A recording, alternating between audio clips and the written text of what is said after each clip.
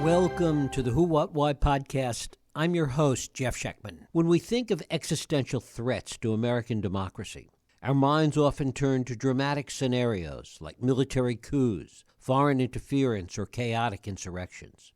Yet history teaches us that democracies typically fall not with a bang, but with a whimper, through the slow erosion of norms, the careful dismantling of institutions, and the deliberate blurring of truth and fiction. In Money, Lies, and God, Inside the Movement to Destroy American Democracy, my guest, Katherine Stewart, pulls back the curtain on what may be the most comprehensive threat to our democratic experiment since its founding. Through painstaking reporting during 15 years, Stewart reveals how an unlikely coalition of Christian nationalists, wealthy funders, intellectual elites, and disaffected voters has coalesced into a powerful political force determined to reshape America's future. What makes her work particularly valuable is her refusal to engage in lazy caricatures. Stewart spent countless hours in the company of the movement she chronicles, attending their conferences, visiting their churches, and listening closely to their strategies. She categorizes this coalition into distinct groups: funders, thinkers, sergeants, infantry, and power players, each with their own motivations and roles. The picture that emerges is both more complex and more troubling than the standard political narrative. This isn't simply about electoral politics or policy disputes. It's about whether America will remain committed to the foundational ideas that power flows from the consent of all the governed, or whether it will revert to an older, darker vision where some are born to rule and others to obey. What Stewart calls reactionary nihilism and its growing influence in American life. Katherine Stewart is the author of 3 previous books, including The Power Worshippers, which examine the rise of Christian nationalism. Her work has appeared in the New York Times, The New Republic, The Guardian, and numerous other publications. And it is my pleasure to welcome Katherine Stewart back to this program to talk about Money, Lies, and God, Inside the Movement to Destroy American Democracy. Katherine, thanks so much for joining us here on the Who, What, Why podcast. Great to be here. Thank you so much for doing this. We appreciate it. Some of the groups that are part of what you write about seem in so many respects so divergent. The Christian nationalists, the wealthy funders, the intellectual elites, and all the angry voters across the country, a list which is growing as we saw in the last election. What is it that holds all of these groups together and pushes them forward in seemingly the same direction? Well, Christian nationalism is arguably the most important piece of the anti-democratic reaction. It's an ideology and a political machine that motivates a lot of the voters or local activists, people I refer to as the foot soldiers. So some of them don't identify themselves as Christian nationalists, but with their actions, they're lending support to a Christian nationalist, an anti-democratic agenda. And I show that this rank and file really has to be distinguished from the small cadre of leaders or political pastors and national activists cohorts that I call sergeants and power players. They're the ones who are driving the agenda. So, the movement is very diverse in terms of its folks. Some of them are working at cross purposes, in fact. I think about the agenda of the funders and the agenda of the foot soldiers. The funders, at the end of the day, want a better deal for themselves. They want to entrench wealth inequality. They want justification for the enormous concentrations of wealth that they have. And the foot soldiers, when you kind of strip away the religious nationalism, they want a better deal for themselves and for the workforce. But they've been brought along by the sergeants and the power players, and they're really collaborating wittingly or unwittingly on an anti-democratic agenda. When you talk about this rational nihilism as an overarching idea that brings a lot of these groups together, explain what that's about. Nihilism, I describe the term as a form of reactionary nihilism because I think it's better defined by what it wants to destroy than what it wants to create. And that's really a big part of what we're seeing. So one of the main consequences of this government, the present government, being better defined by what it wants to destroy than create, is government by spectacle. What I mean by that is what they actually do matters very little compared with how they can represent it to their target audience. Doge is a great case in point. I mean, it seems very unlikely that it's going to save any serious amount of money. Instead, it's causing terrific disruption across multiple sectors of government that will ultimately prove very costly in terms of both lives and money. If you destroy key government functions, if you destroy, for instance, the health services, people become less healthy.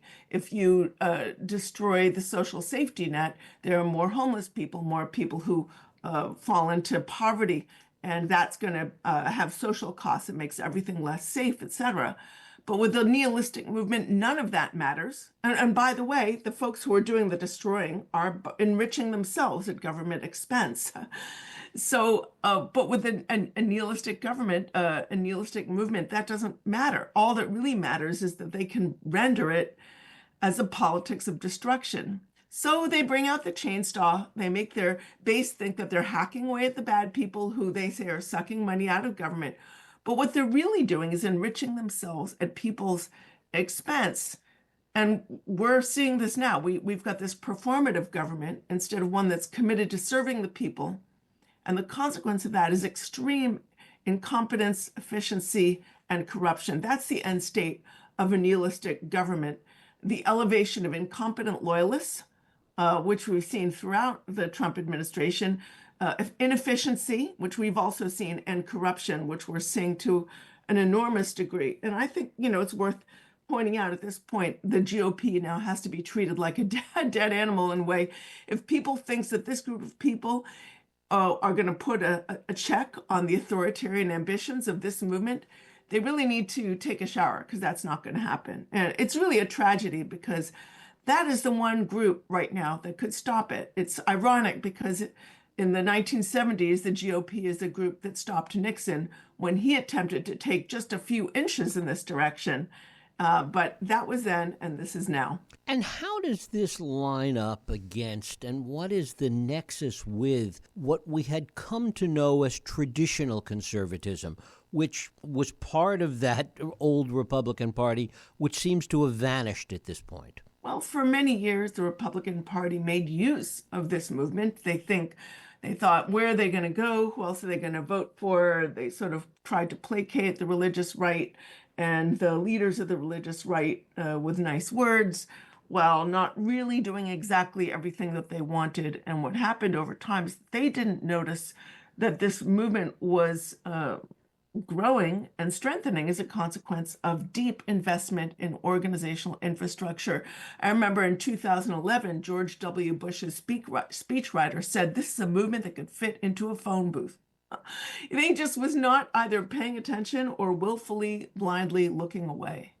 And what happened is this is a movement that simply took over the Republican Party, and the wheels have fallen off. The conservative party of yesteryear no longer exists. Even though the various groups that you talk about may have divergent interests, one of the things that keeps them going is this desire for power, what you call the right to rule. Talk about that. The right to rule. Look, the movement has changed in so many ways over the past, decades. I mean, it's broadened its base of donors. It's substantially increased its power. It's made inroads among new populations. It's more overt in calling for an end to pluralistic democracy. Movement leaders used to feel they had to hide their belief that only Christians of a certain reactionary type should dominate the key features of government and society, and that our laws should be based on their preferred interpretations of the Bible. And now they're really open about it. I mean, the movement is also advanced on many other fronts, which I describe in Money, Lies, and God. And maybe we can get to some of those later in this conversation. But I think the most pernicious way in which the movement has shifted is the mainstreaming of lies and bad truth arguments. Many representatives of the movement have convinced themselves that any means justifies the end when it comes to achieving supposedly godly rule. And this is the reason they're funding and working with massive disinformation and propaganda operations, which I also detail in Money, Lies, and God. So, for example, I have a chapter that focuses on Reawaken America for any of your listeners who don't know what that is, it's a traveling MAGA conspiracy fest. It draws, it's been taking place every few weeks in mega churches around the country. Each one draws thousands. It's organized by some of Trump's most trusted allies. One of his sons usually shows up to speak. So you can't, it's like a kind of, when I say it's a MAGA fest, I'm not exaggerating. I mean, you see a lot of art in these spaces, Trump looking like a young Arnold Schwarzenegger with the eagle over one shoulder and Jesus over the other. And the kind of messaging you see in those spaces, it's like every imaginable conspiracy. You get QAnon, you get great replacement. Of course, we're hearing that, the vaccine was for COVID was invented to destroy Americans and not help them. And the people are going to be microchipped, and the deep state, are controlling every penny you earn. And they're really existing to inculcate fear and confusion in the people who attend. And it's not just the people who attend are being disinformed and misinformed. There are a lot of YouTubers there. There are a lot of people with very hyper MAGA podcasts. And so the programming that you see in these spaces is filtering out throughout the entire right wing or sort of far right information sphere. And so it exists to confuse people, but also to fill them with fear so that they suspend their critical thinking capacities. And that clears the way for them to, throw their support behind such a transparently amoral, corrupt, anti-democratic leader. Although it is hollow at its core, there is a purported intellectual underpinning to all of this. Talk about that. We see a sector of the movement. I describe a particular sector of the movement as thinkers. These are folks who are kind of represented a new would-be intellectual elite. They play an enormous role in, I think, some of them as funder whisperers. They tell the funders where to spend their money, where to invest their money in the anti-democratic movement. And they also play a role in kind of coming up with messaging that is going to appeal to the rank and file and persuade them to vote a certain way. I think some of them are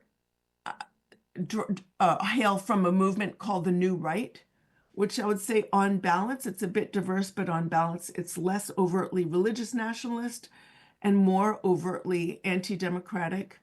It's influenced by a lot of these sort of think tanks, anti-democratic think tanks like the Claremont Institute, which, in its earlier era was always conservative, but saw its mission as bolstering the principles of democracy. And now thinkers associated with the Claremont Institute are arguing for an end to democracy. Some of them are talking about how democracy doesn't work anymore. It's not going to give us what we want. So we need a more monarchical form of government. It draws on, some of its members draw on thinkers associated with Nazi Germany. I kid you not. This idea of the state of emergency or permanent emergency, meaning our society is facing, we're standing on the edge of an apocalypse thanks to woke and diversity and equality and the principles of liberal democracy. The fact that women have equal rights, the fact that, Black people might want to have equal rights too, is just sort of represents to them a terrible emergency. And so they say the rules don't apply anymore. And we need to smash up democracy and replace it with something new, an autocracy. They also draw on this idea that hails from, I would say, the mid-century political thinker Leo Strauss, which is the idea that there's one kind of communication that, these thinkers can sort of really be honest with one another when they're speaking in their spaces. But then there's another form of messaging that they engage in when it filters down to the rank and file. And it's very nihilistic. It basically says that the truth doesn't matter anymore. They see no value in the world as it exists. And, it's why I call it reactionary nihilism in a way, because they are saying that what matters more than the truth is rather than advancing toward and progressing toward a better state, They want to emphasize a return to some sort of imaginary version of an allegedly better past, a past that includes elements of regressive social order, gender hierarchy, the suppression of certain forms of speech, attacks on the religious freedom of those who fail to conform, among other features. Now, of course, not everybody who wants to go back to the good old days is a nihilist, right? But the ones who believe that a democratic political system and its ideals and institutions are so bad that they need to be destroyed, and at the same time, they're exalting a completely fictitious and unrealistic fantasy about the golden age of yore. I think these people count as nihilists. Their version is not based on reality. It's retreating into a fantasy that's projected onto a past. One of the things that has happened, and you've witnessed it and written about it, is the way that this movement has drawn in particularly young men with intellectual underpinnings from people like Bronze Age Pervert and Jordan Peterson and the Tates that have this magical appeal to these angry young men. I know, it's really sad. It was like part of the hardest, some of the hardest stuff to write about when I was writing about this sort of real, like, deep contempt for women and for ideas about equality. But here's the thing, in a society where there are these vast stratifications of wealth, right? And it's hard for everybody to succeed, particularly young people to succeed. There are a lot of legitimate resentments out there. And what this movement is very good at doing is drawing on those resentments and finding a scapegoat for them. And I think for a lot of folks, women are a scapegoat. This idea that, if only the genders would stay in their lanes, then things would revert to an easier version of the past, when so much has changed about the past. I mean, think about, they're always talking about the late 1950s and early 1960s and how things were so much better then. Well, let's think about what was happening in the late 1950s, early 1960s. The average CEO of an American company made 20-something times the salary of the average worker. Today, the average CEO makes hundreds of times, of a Fortune 500 company, many hundreds of times the average salary of their worker. So, we've had this vast upward concentration of wealth at the very tippy top of the economic ladder, and that's made a lot of folks legitimately resentful. And this movement, again, is very good at harnessing those resentments and finding easy answers rather than, and by the way, back then, like, the tax code was much more progressive. People who made more had to pay more in terms of their taxes. And now they don't. Now there's a lot of corporations paying no tax, or all these different ways to sort of hide your money so you don't have to pay taxes on it. And we just don't have a tax code that reflects the way it was back in the late 1950s, early 1960s. But rather than sort of tackling some of the real reasons for people's resentments and the fact that life is so much harder for them, they say, well, if only the genders would just stay in their lane, then everything will go back to what it was. And again, it's kind of reactionary nihilism. It's this fantasy of a past that never really existed the way that they think that it did. That's a kind of short version of it, but that's one of the reasons for the harnessing of resentments of these young men, these unhappy young men. And how was the movement overall so successful in the weaponization of emotionality, of vibes? How the movement shifted from political discourse, from discussion of policy of any kind, or even religion for that matter, to really one that was, as you said at the outset, about performance. Yeah, this is a movement that claims the left, anyone who's remotely not on board, by the way, with their agenda as, they say we're, all radical Marxists, which isn't true. And in this group, they include political centrists, proper conservatives, and people who what they call Republicans in name only. When I go to these gatherings, you see a lot of T-shirts that say things like, I'm going rhino hunting, meaning Republican in name only, and then guns. So what they're really good at doing is conveying this idea that everyone who's not on board with their agenda is a radical leftist, woke communist or whatever.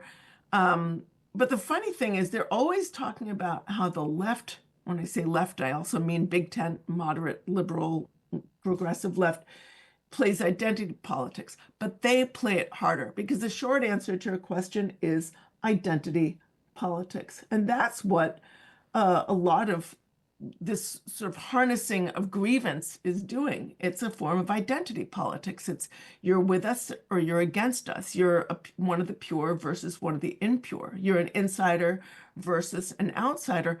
And I have to say that it's almost more defined by politics than it is by religion. Religious nationalism, broadly speaking, is a form of exclusionary nationalism. It's the idea of who gets to properly belong in the country and who doesn't. And it's not just defined by religion. Look, I think many, if not most, American Christians reject the politics of conquest and division that this movement represents. Try being a member of the religious left and doing what people on the religious right do. So, for instance, Sean Feucht, I'll give you an example, very concrete. Sean Feucht, who's a kind of a far right, I would call him like, a very hyper political pastor. He's boasted about walking into the Capitol Rotunda on multiple occasions to have these spontaneous worship ceremonies. He walks in there with his guitar, and I remember one time Lauren Boebert joined him, and there's sort of this display of sort of quasi-religious political sanctimony that they're just sort of doing freely in the Capitol Rotunda. Well, Reverend Barber tried to do the same kind of thing in the last week or two, and he got arrested. So it really is a privileging for one certain form of religion, right? Or say politics-infused religion, and disprivileging of anyone who fails to conform to that agenda. And to what extent, in your research and studying this for so many years, to what extent is Trump either the cause or a symptom of all of this? Well, the movement long preceded Trump. Right. And unfortunately, it will long outlast him. But he really gave it rocket fuel. I would say the movement started to gather strength in its current form in the late 1970s, when a group of leaders calling themselves the New Right felt the Republican Party had become too liberal, too soft on communism. They were very upset with the Brown versus Board of Education decision that desegregated public schools.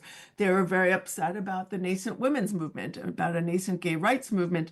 They felt that they were very upset about the rise of, I would say, more moderate theologians in American Protestant faith, like Tillich and Niebuhr. And they wanted to drag the Republican Party to the right. This group included people like Paul Weyrich, who was later called the evil genius of the movement, Phyllis Schlafly, Howard Phillips, and others. And they really needed an issue to unite their movement. At the time, most Protestant Republicans supported a liberalization of abortion laws, but they identified abortion as an issue that touched on sexual anxieties and ideas about family and progress. And they figured out that if they could purge the pro-choice voices from the Republican Party, they could unite their movement around a single issue. And they also knew very well, if you can get people to vote on a single issue, you can control their vote. So they did that over time. It took a while. They also started a number of organizations that still exist today, think tanks, networking organizations, policy groups, and the like. And they allied with, I would say, plutocratic funders who also were worried about their privileges being threatened, their tax privileges, et cetera, and didn't really like the idea of greater economic equality, and who invested in some of these think tanks. And that's how they grew their movement quietly. For a long time, this is a movement that claimed to just want a seat at the noisy forum at the table, in the noisy forum of American democracy. And they've really given up that narrative. They really want power. Now it's power by any means necessary. But again, Trump gave the movement rocket fuel. The thing about Trump is the movement has always been very anti-democratic at its core. Although they used to pretend that they respected the institutions of a democracy and our Constitution, but he shifts the goalposts, and he shifts them again, and he shifts them again. until they are no longer even on the playing field. I mean, he's a perfect representative, a perfect leader for an authoritarian movement because he behaves like a king. He doesn't obey the rule of law. He has no respect whatsoever for the Constitution.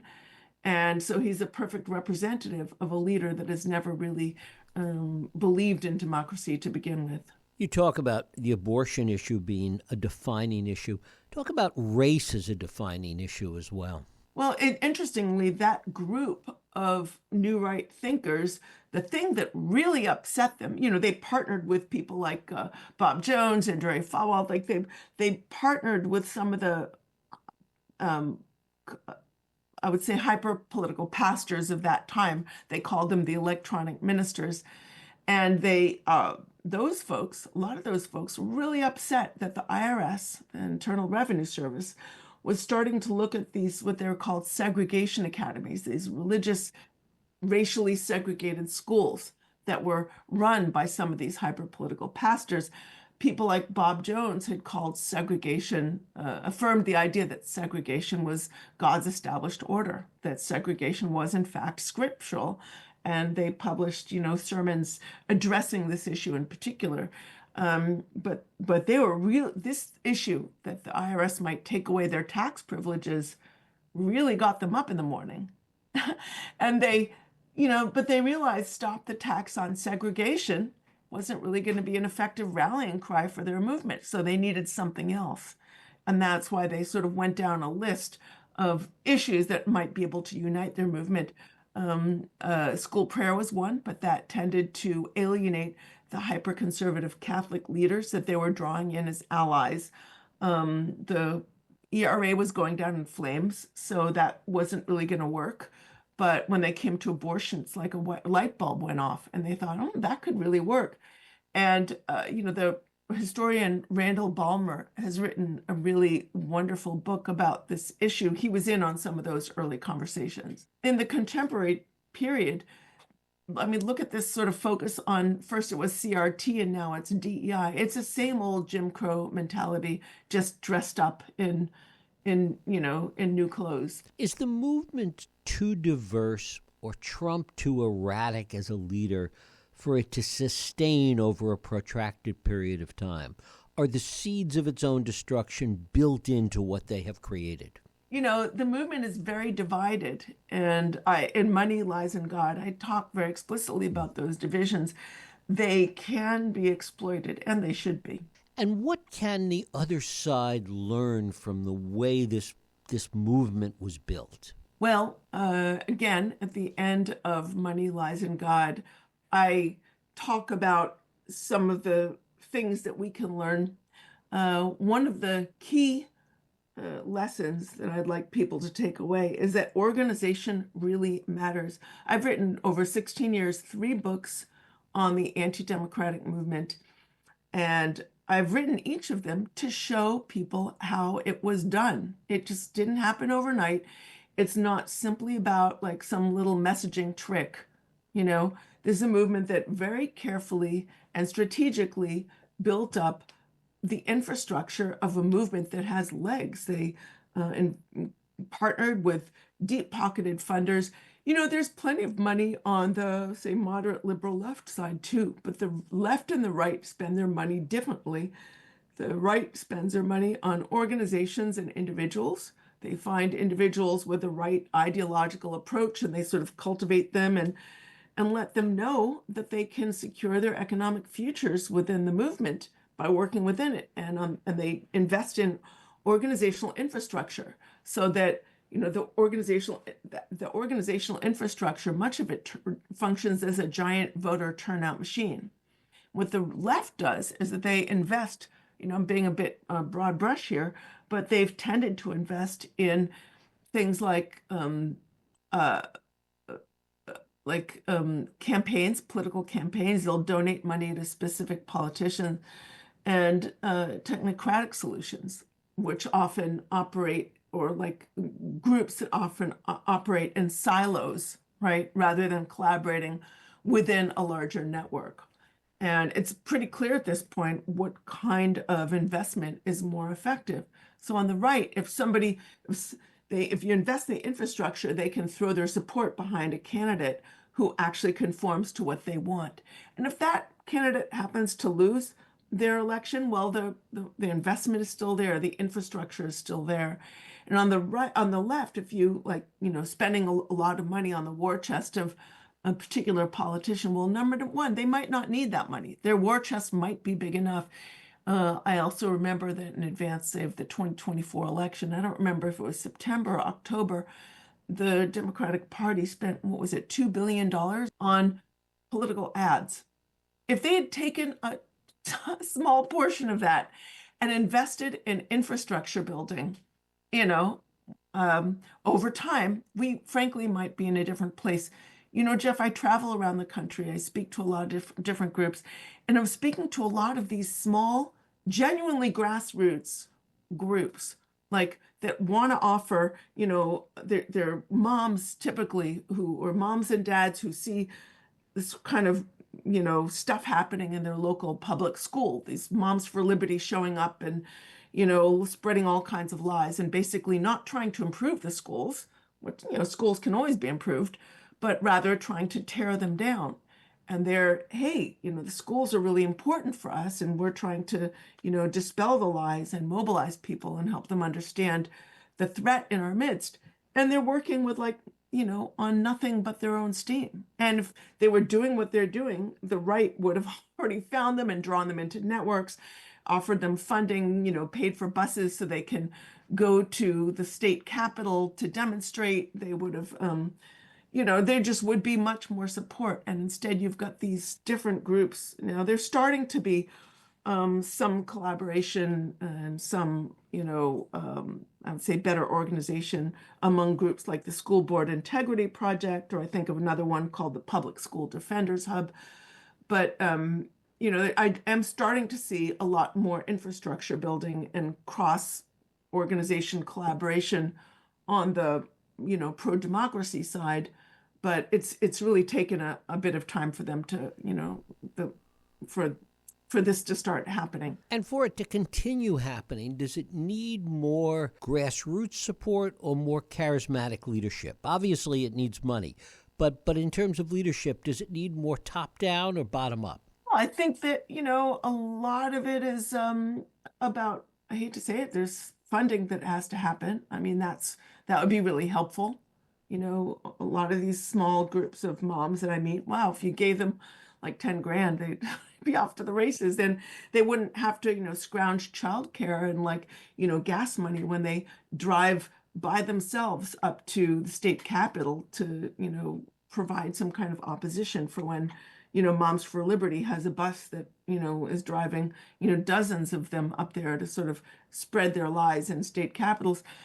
So there's that. And I think all of the above, but I think things are starting to coalesce in a more positive direction. But again, there are no guarantees.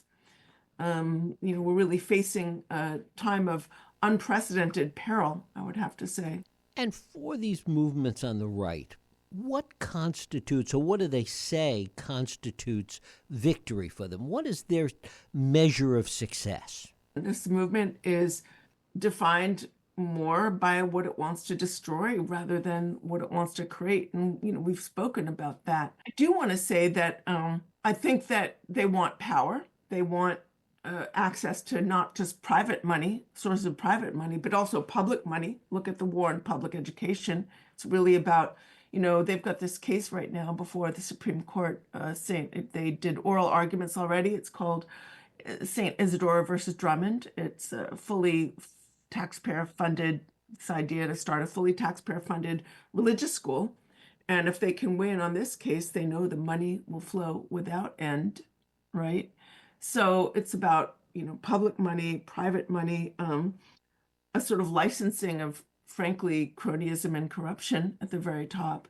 And it's also about policies that privilege certain religious and political viewpoints and disprivilege others. I mean, what we're seeing in a way in their language about this stuff is incredibly Orwellian. They have this idea that when they were talking for decades about cancel culture. They pretended it was about free speech. But now, when they have the power, they have zero interest in free speech when it involves someone with whom they disagree. They're out there banning books and canceling words in federal government like socioeconomic and status and climate science and diverse. They're covering up displays of female soldiers and black soldiers and getting rid of Jackie Robinson from some government displays. They're eliminating entire fields of science from the federal government. Another kind of speech that they use that would make Orwell proud is their use of the term religious liberty. In their mouths, it really means privilege for anyone who shares their view alone. I mean, they're really trying to dismantle democracy at its foundations. So here's the thing, Jeff, the Constitution is really clear about the power of Congress to check the president. It's really clear that the president can be held liable for crimes, that he shouldn't be corrupt, and so on. But they're willing to completely overlook their constitutional responsibilities. We've got a current president who is rewriting and remaking laws that by law only Congress can do. And Republicans seem totally okay with that. So as do the courts, as do the courts. Right?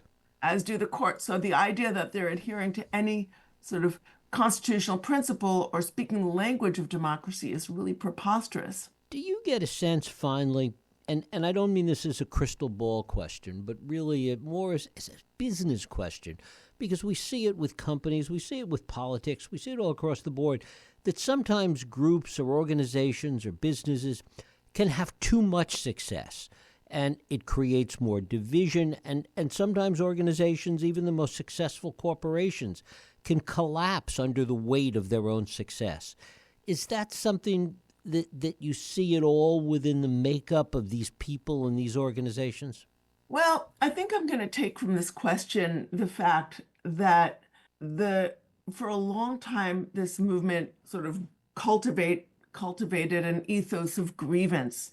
They claimed to be discriminated against, even as they were some of the most privileged, frankly, groups of people in society. This is the idea of grievance is really critical to their movement. I think we can think of many groups of people in society that are subject to some form of discrimination, but movement leaders can think of only one group, which is people exactly like themselves, which is, conservative and either explicitly or implicitly white conservative Christians. And this idea of grievance has been so underscored within the movement that once they actually have power, they simply can't give it up. I mean, this movement depends on this idea of the constantly aggrieved folks who then, because they're saying they're, being discriminated against, they are, they're very easily poised to identify scapegoats that are responsible for all of their ills. And this is something they do all the time. I mean, dictatorial movements always need a scapegoat to blame their grievances on. So, I think that there are folks within the movement, I would say, certainly the rank and file, many of the members don't describe themselves as Christian nationalists, although they may agree with certain Christian nationalist ideas. And when they're casting their vote, say, for a candidate who promises to defend the American family or end abortion, they're really not making a major argument about, destroying democracy. They're really making a statement about their own identity and themselves. But when you look at the leaders of the movement, it's really a different story. They've always been anti-democratic. They've always expressed contempt for the principles of equality and pluralism that represent the best of the American promise. And now that they are in the seat of power, they are getting everything that we want. But here's the funny thing about these kinds of movements. They don't really produce pure theocracies. There may be a kind, I think that the societies they produce are much more accurately described as cronyistic, kleptocratic, authoritarian societies with theocratic features. So think about a leader like Putin in Russia or Orban in Hungary, or think about leaders in Iran Or think about Erdogan in Turkey. When these leaders are binding themselves tightly to ultra-conservative religious figures in their own countries to consolidate authoritarian forms of political power. I mean, there's so many examples of sort of more theocratic countries, how they do this. You know, the countries certainly can be described, depending on the region they're in, you know, more or less as theocratic, but they're also better described as, you know, cronyistic, kleptocratic autocracies where you have absolute suppression of free speech, no tolerance of political opposition, and suppression of dissent, and suppression, you know, total suppression of the rights of various subgroups. Catherine Stewart, her book is Money, Lies, and God, Inside the Movement to Destroy American Democracy. Catherine, as always, I thank you so much for spending time with us here on the Who, What, Why podcast. Thank you so much, Jeff. Thank you. And thank you for listening and joining us here on the Who, What, Why podcast. I hope you join us next week for another Who, What, Why podcast. I'm Jeff Sheckman. If you like this podcast, please feel free to share and help others find it by rating and reviewing it on iTunes. You can also support this podcast and all the work we do by going to whowhatwhy.org/donate.